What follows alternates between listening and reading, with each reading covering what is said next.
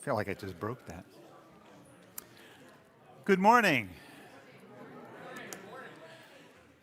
Morning to all you waterproof souls, brave souls who have weathered the pre-storm anxiety and shown up here in the sanctuary. Welcome to all those who are sitting out on the pavilion. Thank you so much for being here. And I can only assume that there's just hundreds of people, maybe even thousands, watching online this morning, just sitting in your comfy homes, looking out the window and enjoying your cup of coffee. Well, we're here for you as well. So welcome to you all. I am especially grateful for our staff team. I talk about them often, but not often enough, I don't think. Grateful for such a great group of, first of all, of individuals, but second of all, of real quality people who enjoy doing their work and do it really well. I will start with Anna Riazzi in the office, and David Bosworth, our sexton, Dan Goodsit in the AV room, Abby and Sean, who just do a fabulous job with our music, our educational assistants, Emily Bajima and Annie Swears, who are down there working in the RE wing, and Stephanie St. John, who makes all that happen down there. So I am grateful to incredible staff. It makes my life easier, and whether you realize it or not, it makes your life easier as members of this congregation. So thanks to them all.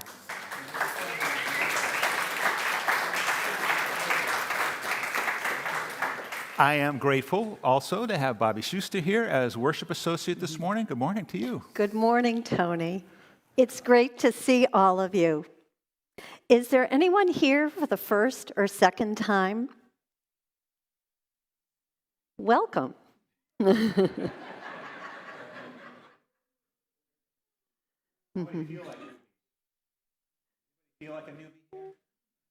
Every day is new here at UUCGN. Right, sorry, I interrupted. Whether it's your first time here or you've been coming since the beginning of time, whether you are here in the sanctuary, sitting out on the pavilion, or watching online, we are grateful for your presence.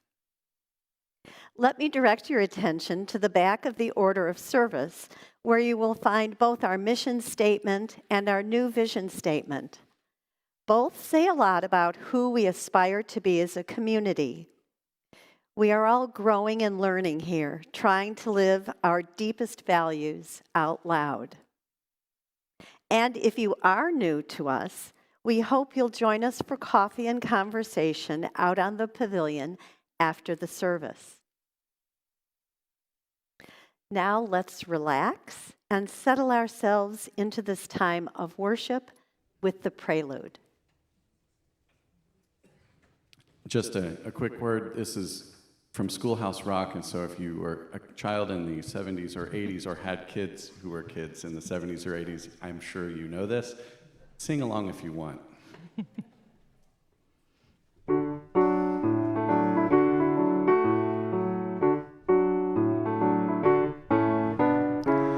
1787, I'm told our founding fathers did agree to write a list of principles for keeping people free.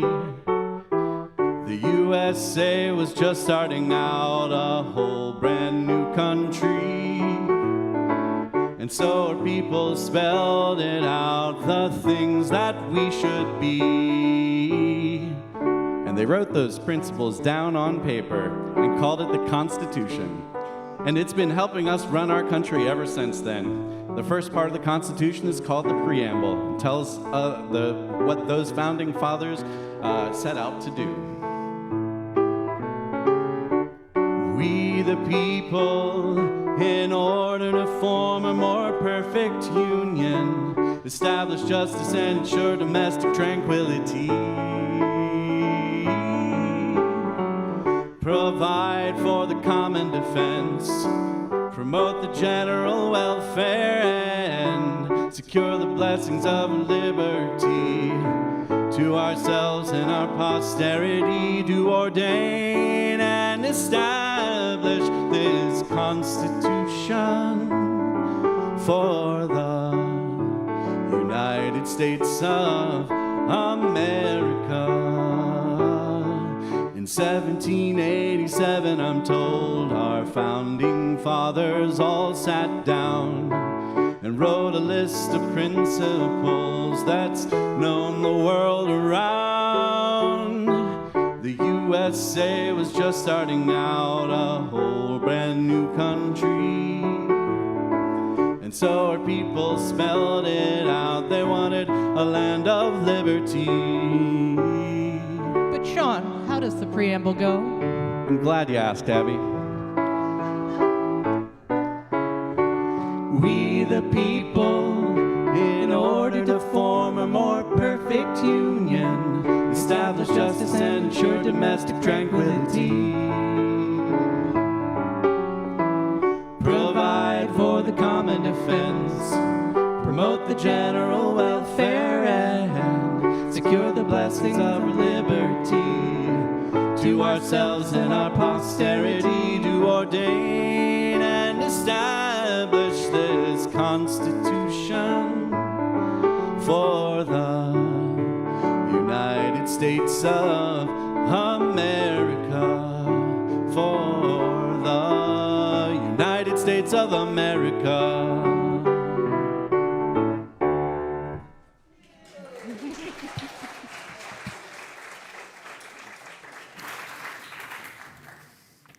I feel like I've been educated. These words from Nelson Mandela. I have walked that long road to freedom. I have tried not to falter. I've made missteps along the way, but I have discovered the secret that after climbing a great hill, one only finds that there are many more hills to climb. I've taken a moment to rest here, to steal a view of the glorious vista that surrounds me, to look back on the distance I have come.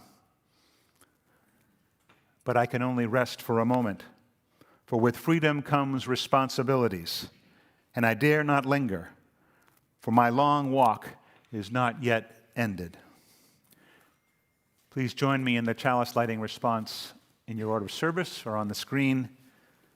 May this flame stir our hearts and remind us of our mission to be truly welcoming, to grow in mind and spirit, and to widen the circle of peace, justice, and love.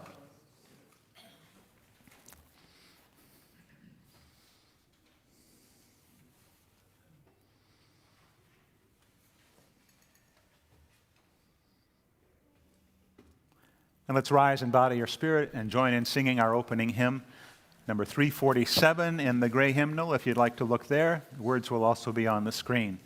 Gather the Spirit.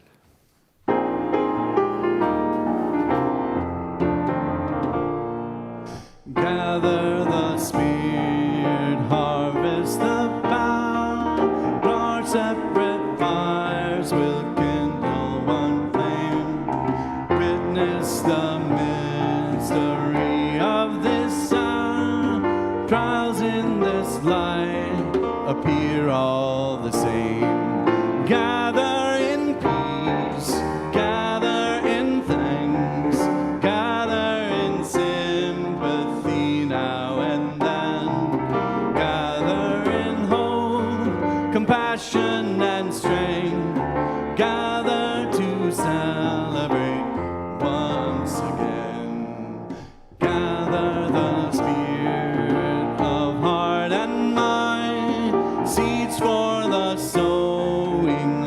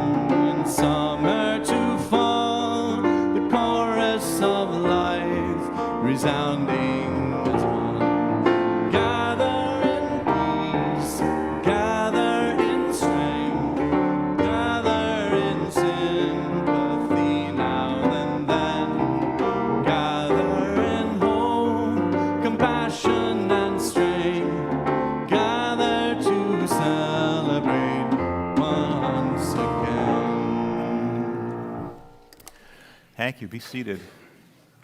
Abby, can I borrow your mic? Do you need it again? Okay. I can keep it.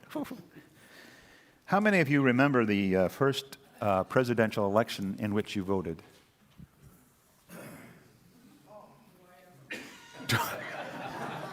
Oh, do you ever? Well, that calls for a comment. Tell us about it, Elaine. I voted for McGovern. I was so proud. Oh, I have a story about that in a second. Who else wants to share their first? I just want a couple. Oh, Dina.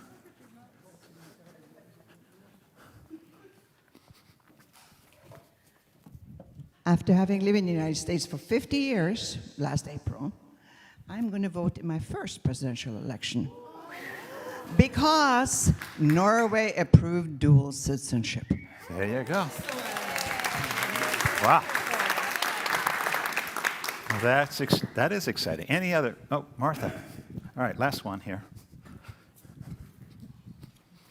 My first vote was for Jimmy Carter.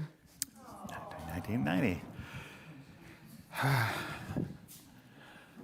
Thank you for that. And I know that a lot of you out there have memories of that.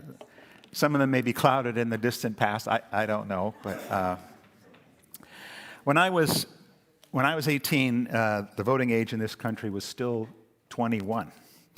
So, like Elaine, my first presidential election was 1972 when George McGovern challenged the incumbent president, Richard Nixon. I was anxious and a bit scared to be walking into the polling place, and especially intimidated when I walked up to the voting machine. It was one of those lever and gear. Have anybody ever used those? Which looked really complicated to begin with, but was even made more so by the number of candidates and questions on the ballot in the city of Boston that year. There were always a lot of candidates and questions on the ballot in Boston, but it seemed to me, as a first-time voter, it would just seemed overwhelming to me. Each machine had its own shower curtain kind of thing. I don't know if you remember that, if you voted in that. So after you'd voted, once you sort of swished the shower curtain back, your vote was sort of somehow tallied and incorporated in the machine and extracted by some election official later on. I don't know how well that worked or how easily tampered they were, but it seemed to work pretty well. I think about that election often when I watch today's TV reporters and their quickly updated computer images showing the entire country and how things are shaping up. That would have been a pretty boring election night with the entire country, every state but one, showing red, except one little state in the Northeast. And also unbeknownst to many on that night, but already in the works, the election would soon be tainted by the Watergate scandal. And it wasn't too long after that story broke that bumper stickers started sprouting up in Massachusetts saying, "Don't blame me, I'm from Massachusetts." And now, even though most of us have voted in numerous presidential elections, the level of anxiety is only increasing as we walk into the polling places these days, and there's a lot to be anxious about. Once again, we face an election where both sides say a victory by the other will destroy our way of life. When the country is divided that much, there are significant issues. Stepping back and taking the longer view helps a little bit, and sometimes, but to put things in perspective, historians like Heather Cox Richardson point to other times in our history when our democracy has faced significant challenges and made it through. And in this space, we often quote 19th century Unitarian minister Theodore Parker, who spoke about the moral arc of the universe being long but bending towards justice. If you were a Thomas Merton fan, you can remember that back in the 1960s, Merton wrote, "We are living in the greatest revolution in history. A huge, spontaneous upheaval of the entire human race, not the revolution planned and carried out by any particular party, race, or nation, but a deep elemental boiling over of all the inner contradictions that have ever been in humankind, a revelation of the chaotic forces inside everybody. Merton, who was a much-loved poet, writer, theologian, mystic, and social activist, concluded by saying, "This is not something we have chosen, nor is it something we are free to avoid." While we'd all love to avoid the anxiety that comes with this level of turmoil, we're going to need to hold it for a little bit longer to try to keep the big picture in mind and possibly use our anxiety to motivate ourselves as we head into this last month of this important election cycle, the subject of our service today. Hope you'll stay seated and join together in singing our centering hymn, "Circle Round for Freedom." We'll sing it through twice.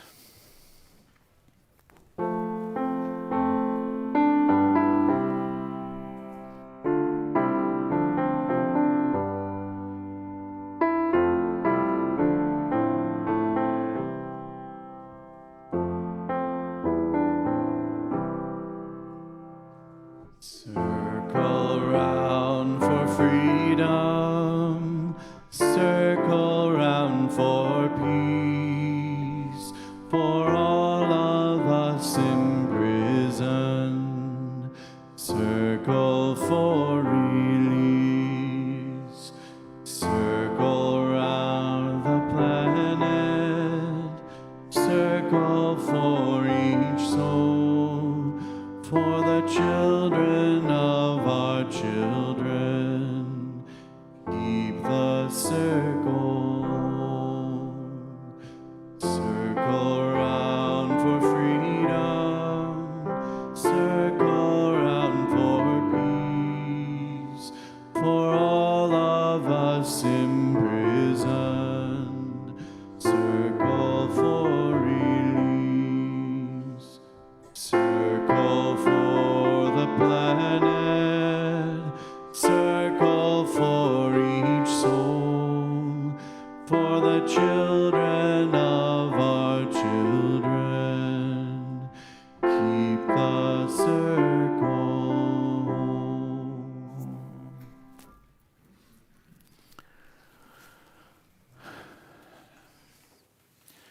We join together every week, whether we're online or out there on the pavilion or here in the sanctuary. We have come into community, and this is our time for sharing.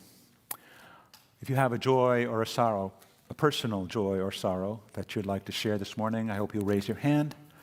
I'll bring you the microphone. Tell us your name and briefly what's in your heart. Joys and sorrows?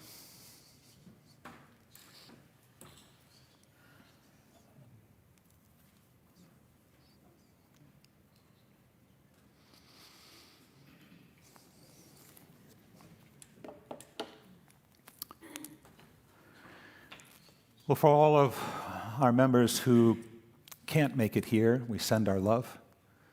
For those who are dealing with illness, both of their own or in their family, we wish peace and health. For all of those joys and sorrows that rest in each of our hearts, please know that you're not alone, that your joys and your sorrows are shared by this community. And if you find the opportunity to share with one another, I know you'll hold each other close. Please join me in the spirit of meditation.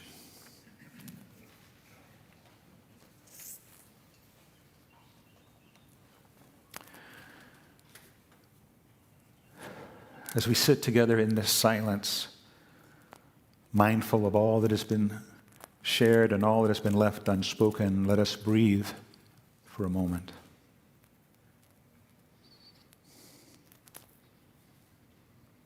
Here, together, may we know, body and soul, that we are all related. And by all, I mean all.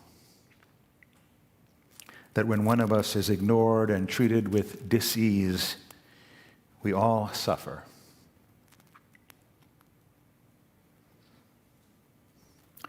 Today, let each of us continue to commit to welcome the stranger.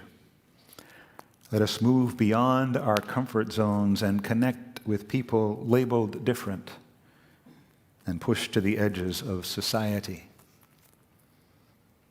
May we never doubt that we can make a difference, that we can transform lives, that we can bring harmony and healing to the places and spaces where we live, work, and play. Let us keep our hearts and minds open and receptive to the still, small voice that calls us to understand all that is, all the pain and all the joy, and to stand witness for those who cannot stand, to speak the truth for justice for those without a voice, and to lead the way on the journey towards wholeness for those without sight. In the spirit of love, compassion, and community, let this be our work.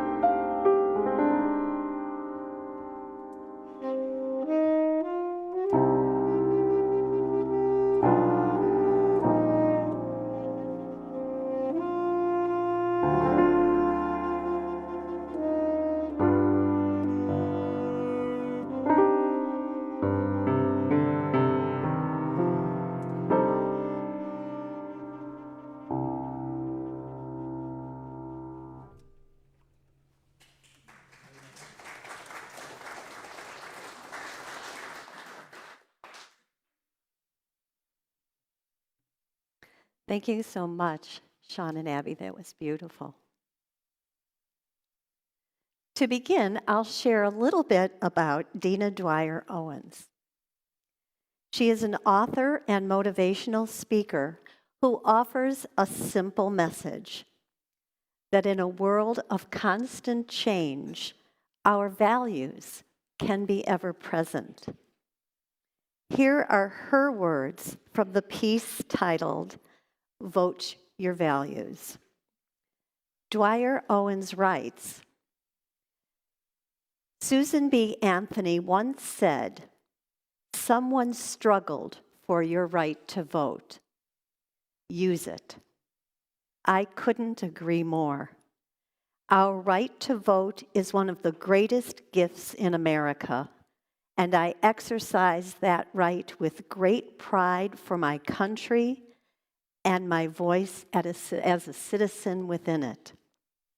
After all, if it is important to stand up for what we believe in, there is no better time to put our beliefs into practice than at the voting booth or voting ballot. At the same time, election seasons can be tough. Voting is a big responsibility, and sometimes it's hard to make informed decisions through all the noise.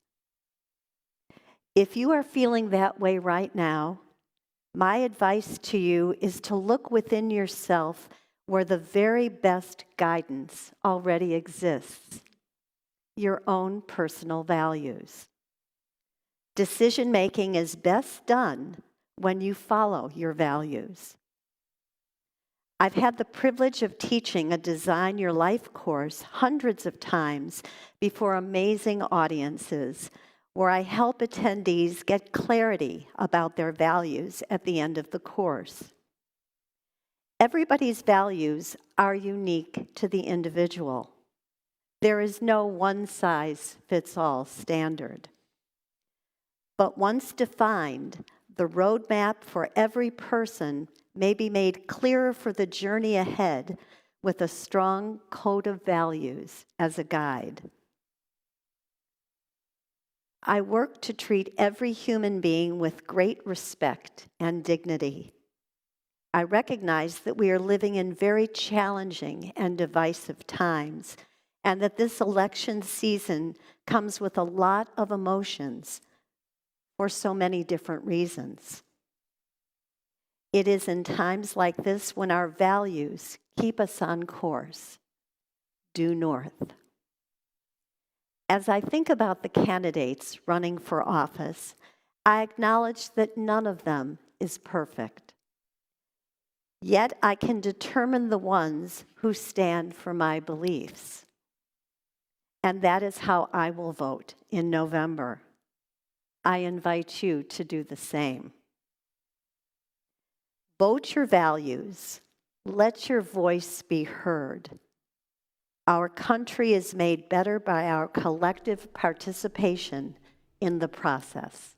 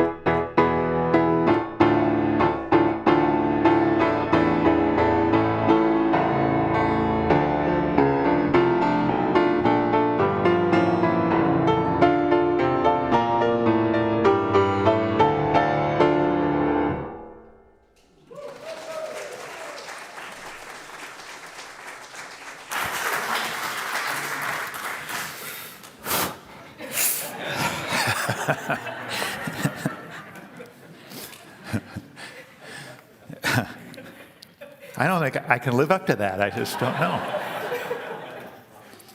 There's a long history within our religious movement of ministers offering an election sermon prior to any major election, any minor election for that matter. And often the minister would take off their accoutrements, their stole, or whatever they wear, and make it clear that they're speaking for themselves and for from the free pulpit, which their congregations guarantee. I'm not taking off my stole today because in this world, in this nation, at this time, religion and politics are not separate. The question of religious freedom is part of our conversation. The issues of our values are important in the public sphere. So this is from me, but also I think will resonate, hopefully, with you. For those of you who were here yesterday, if you nod off because the subject matter seems similar to the forum that we experienced, the wonderful forum we experienced yesterday, I give you free rein to no snoring, though, please. This republic, since its inception, has been one long experiment. The success of a government of the people, by the people, and for the people, built on a grand scale, was never guaranteed. The challenge has always been twofold: to continually forge some degree of social solidarity amidst deep and growing diversity, e pluribus unum, and to sustain civil and civic engagement while wrestling with different viewpoints on sometimes very difficult issues. These are incredible challenges. In the past, democratic republics tended to be small in scale and homogeneous in culture, and many political philosophers argue that a republican government was viable only within those limited contexts. For almost 250 years, despite grave challenges, the United States has defied the skeptics. But whether the experiment will continue will only depend on the decisions that we as individual Americans make a month from now, but also whether we as a people will be willing to stay engaged and continue the struggle to create a more perfect union as the weeks, months, and years roll on. So why are we talking about this on a Sunday morning in a worship service? Well, if you weren't aware, the Unitarians and the Universalists emerged from the backdrop of New England Calvinism at the same time that the idea of independence was stirring in the hearts of the American colonists. In fact, in the mid-1700s, many of the Unitarian ministers were fomenting revolution right from their Sunday pulpits. And we have tied ourselves to the democratic ideal ever since. It is explicit in the recently adopted language that we Unitarian Universalists use to define who we are to the world. In holding up the value of justice, this new language states, we work to be diverse, multicultural, beloved communities where all thrive. We covenant to dismantle racism and all forms of systemic oppression. We support the use of inclusive, democratic processes to make decisions within our congregations and within society at large. And why is this important? Because I believe that what we are facing today as we move towards November 5th is a threat to our democracy. We face, and I do mean we as religious liberal people, a radical political conservatism tied to a white Christian nationalist agenda, the purpose of which, in the words of author Catherine Stewart, is to hollow out our democracy until nothing is left but a thin cover for rule by a supposedly right-thinking elite, bubble-wrapped in sanctimony and insulated from any real democratic check on its power. There's a few things to unwrap right there. First of all, I use the term radical political conservatism. But the movement we face is far more radical than it is conservative. A truly conservative approach would seek to preserve institutions of value that have been built and shored up throughout our nation's history. A truly conservative approach would honor the values of mutual respect and tolerance that have been the foundation of our pluralistic society. A true conservative approach would honor the integrity of electoral politics and the importance of an impartial judiciary. A truly conservative approach would recognize the value of our long-established public education system as offering a leveling agent amidst great differences in privilege. Based on its stated goal, this radical movement that we face today honors none of these things. I also use the term Christian nationalism, and in case anyone has been off the grid for the last few years, I'll offer a definition provided by Philip Gorski and Samuel Perry in their book, The Flag and the Cross. White Christian nationalism, they wrote, refers to the ethno-traditionalism among many white Americans that conflates racial, religious, and national identity, the deep story, and that pines for cultural and political power that cultural and demographic shifts have increasingly threatened. And that's the vision. The many strands of the Christian nationalist movement were visibly represented in the signs and symbols carried by those who stormed our nation's capital on January 6, 2021. The Christian nationalist movement is neither Christian nor patriotic. It is a national political movement. And are these forces really seeking to hollow out our democracy? Well, all we really need to do is to look at what has happened here in Florida, a state that has already succeeded in implementing some of the basic tenets of this movement. I'll look at 6 issues. First, under the guise of protecting parents' rights, the Florida legislature passed what was termed the Don't Say Gay Act, limiting discussion on gender issues in classrooms and, most importantly, creating not just unwelcoming but unsafe conditions for LGBTQIA+ students across the state. This Florida law is highly praised in the Project 2025 report titled A Mandate for Leadership, issued by the Heritage Foundation, a conservative think tank, a document that is supported by over 100 right-wing institutions. This document is the radical right's blueprint for the next conservative administration, and anti-LGBTQ rhetoric is strewn across this document. Second, the attack on public education here in Florida has been intense, beginning with the expansion of the school voucher program and the added education savings accounts. These programs are paid for by rerouting much-needed state money for public schooling into private schools. Again, Project 2025 holds Florida up as a national model, but it goes further, proposing the elimination altogether of the United States Department of Education. Third, in addition, Florida's 2022 Stop Woke Act was aimed at limiting discussion of race, gender, and other topics in state university classrooms, and the 2023 state standards for African American history are clearly an attempt to whitewash, and that's used intentionally, critical issues in our nation's history surrounding slavery and the oppression of a whole population of people. In 2023, our governor signed legislation to ban state or federal funding for any state university programs that advocate for diversity, equity, and inclusion, or promote or engage in political or social activism. And again, on a national level, Project 2025 demands the removal of all DEI programs in federally funded educational institutions and federal labor policy, and the closing of all DEI offices in the federal government. Fourth, Florida's so far successful attack on reproductive and gender-affirming health care has left so many individuals in incredibly difficult situations.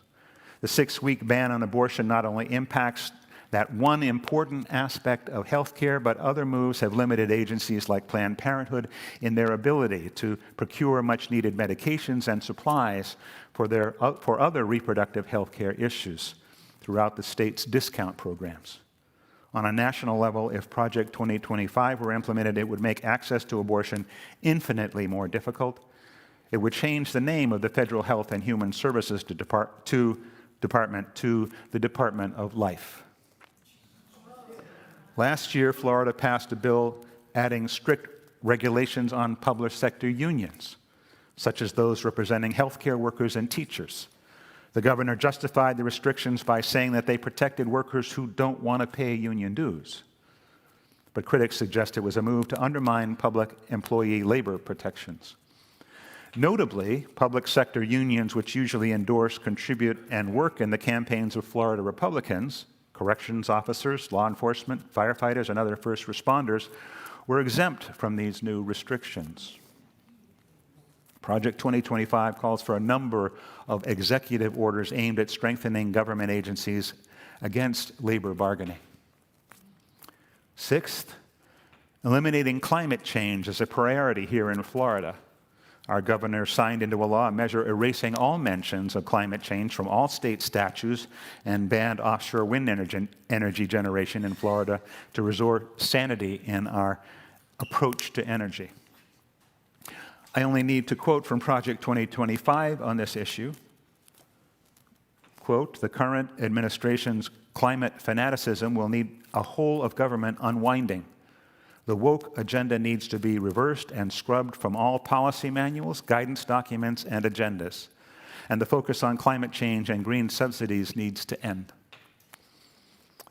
I haven't even mentioned immigration or the fate of people already marginalized in our society who will be pushed further to their limits, and concerns about religious freedom, which will be the subject of a sermon later in the year, but which we as Unitarian Universalists, as liberal religious people, need to be concerned about, as the agenda that's being proposed centers one particular view of the world and doesn't allow for the pluralism that has so been the foundation of this nation from the beginning.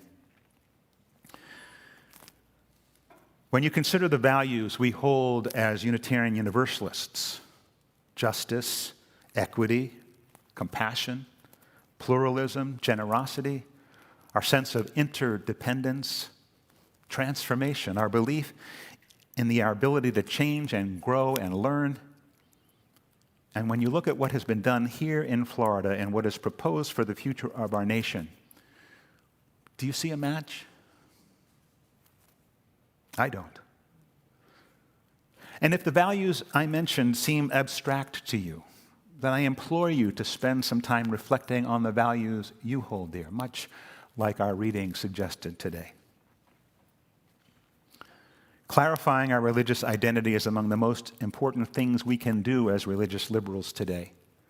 We cannot sustain effective prophetic practice within the public sphere unless we know who we are, unless we have a clear sense of our spiritual identity and a clear understanding of why prophetic social justice work is religious work.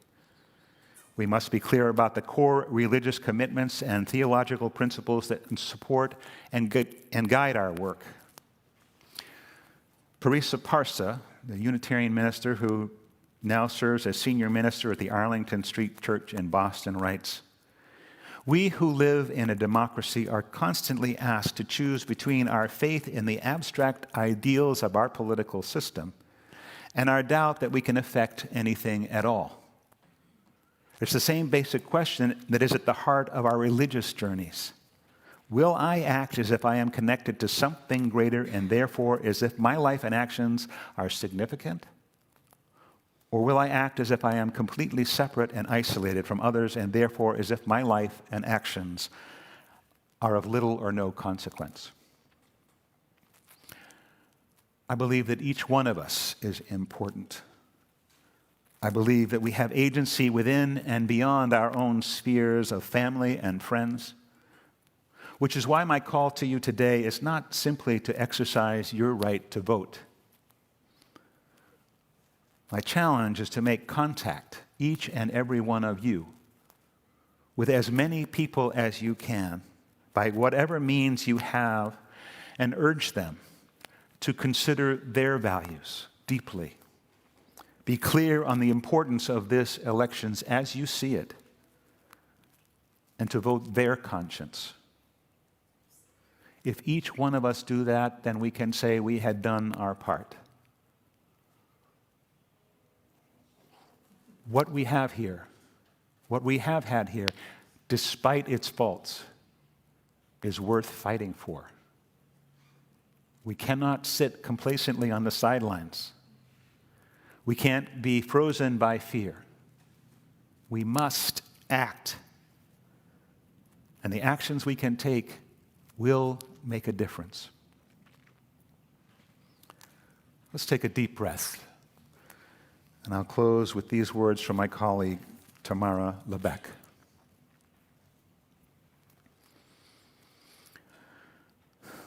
Spirit of life and love,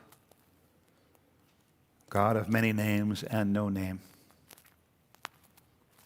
we who are endowed with the inalienable rights of life, liberty, and the pursuit of happiness, express our gratitude that in this country there is no national religion, there is no superior race, there is no preferable gender or orientation. We gather holding a common value, that the glory of this country rests first and foremost in its diversity. Out of many ideas, out of many beliefs, out of many views, out of many voices, out of many passions, out of many experiences, we are one. Let us never forget that we need not be alike to live and love alike. May we be forgiven this day for our national and individual transgressions, when we have chosen inaction or silence in the face of injustice and abuse of power, and our failure to claim our own. May we be forgiven for those times when we have not known our own neighbor, fed our hungry, or equipped the next generation with knowledge and love. We ask for a blessing on this nation according to our own faith and forms, and pledge our voices in support of the movement towards true freedom in the names of those who have come before, in the names of all who struggle for the rights we enjoy, and for those who will inherit the fruits of our work.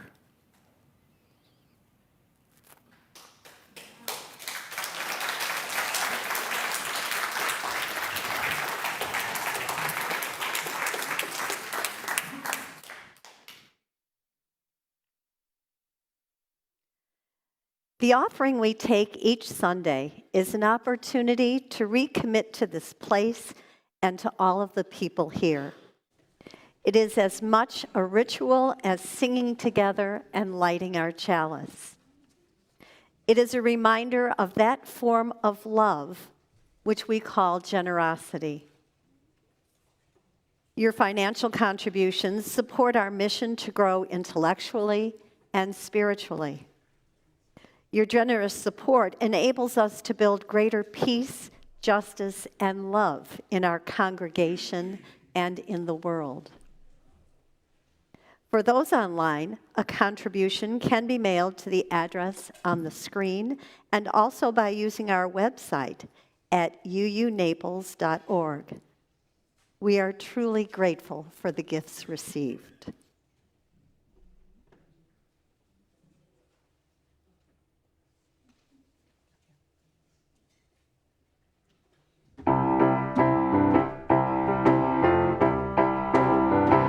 If I had a hammer, I'd hammer in the morning, I'd hammer in the evening, all over this land. I'd hammer out danger, I'd hammer out war, and I'd hammer out love between my brothers and my sisters, all over this land.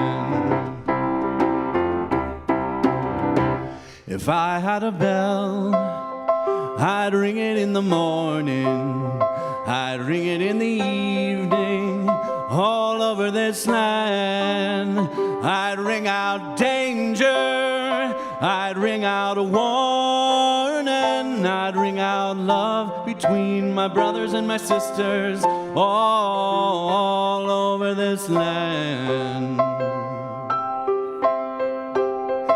If I had a song, I'd sing it in the morning, I'd sing it in the evening, all over this land. I'd sing out a danger, I'd sing out a warning, I'd sing out love between my brothers and my sisters all over this land. Well, I've got a hammer and I've got a bell, and I've got a song to sing all over this land. And ring of justice, it's the bell of freedom. It's to sing about love between my brothers and my sisters all over this land.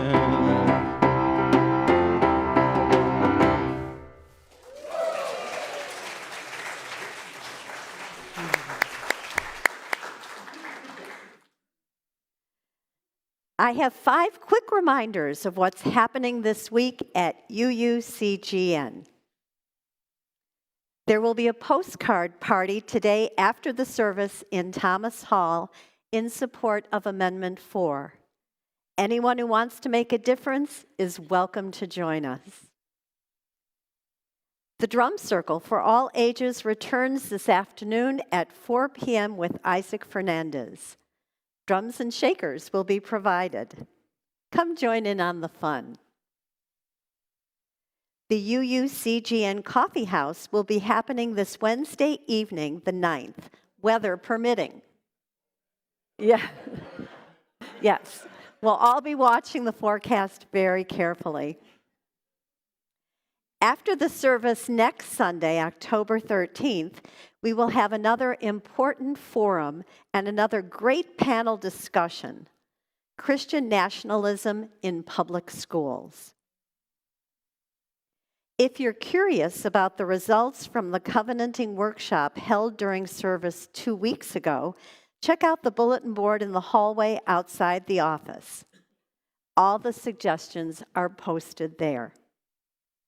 Check out all of the details in the newsletter or our weekly news blast. Now, let's rise and sing together our closing hymn, We'll Build a Land.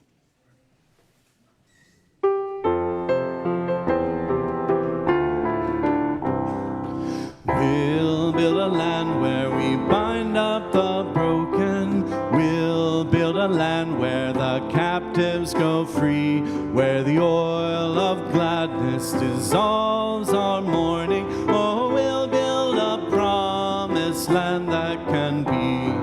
Come, build a land where sisters and brothers, anointed by God, may then create peace, where justice shall roll down like waters, and peace like an ever-flowing stream. We'll build a land where we bring the good tidings to all the afflicted and all those who mourn, and give them garlands instead of ashes. Oh, we'll build a land where peace is born. Come, build a land where sisters and brothers, anointed by God, may then create peace, where justice shall roll down like waters, and peace an ever-flowing stream. We'll build a land where built ancient cities, raising devastations from old, restoring ruins of generations. Oh, we'll build a land of people so bold. Come, build a land where sisters and brothers, anointed by God, may then create peace, where justice shall roll down like waters, peace like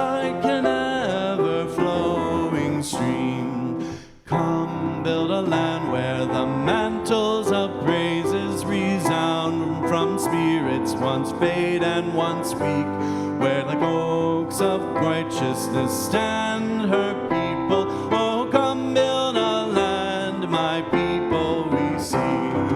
Come build a land where sisters and brothers, anointed by God, may then create peace, where justice shall roll down like waters, and peace like an ever-flowing stream.